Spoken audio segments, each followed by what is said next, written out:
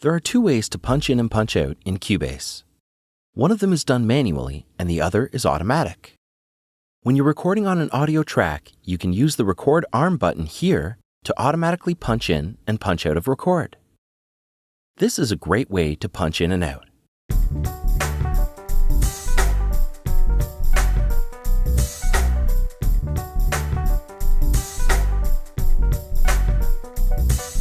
You can also do this automatically by setting punch in and punch out points. You set these using the left and right locators. Let's say we want to punch in at bar 3 and out at bar 5. Set the left locator to bar 3 and the right locator to bar 5. Activate the punch in and activate the punch out. Now record enable the track. Rewind to the beginning and press the play button. You can see that when it reaches bar 3, it begins recording, and now it's going to stop at bar 5. Now watch the punch-in button here when I stop playback. It automatically turns off. There's a preference under the Transport submenu that deactivates punch-in on stop. You can turn this off if you wish, but it makes sense to keep it on. The punch in and out can be individually turned on or off. For example, you could have Cubase punch in automatically, but then you could punch out manually by not turning on punch out. You can press I to activate and deactivate punch in.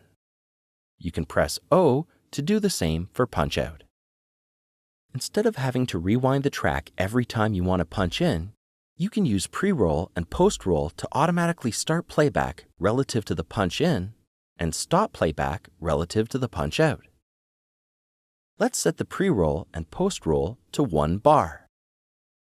1 bar is a number 1 with 3 zeros after it. Make sure the pre- and post-roll are activated.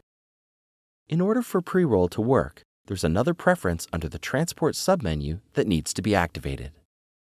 Make sure that Stop After Automatic Punch-Out is checked.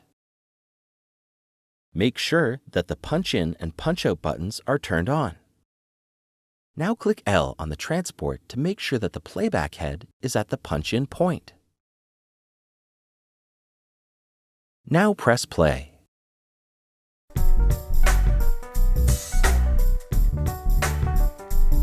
Notice that even though we started playback at the punch-in point, Cubase gave us 1 bar of pre-roll before that. This is great for finding your place before having to record something in. Cubase stops automatically 1 bar after the punch-out point. Punching in and out is a great way to get clean recordings while making Cubase do all of the work.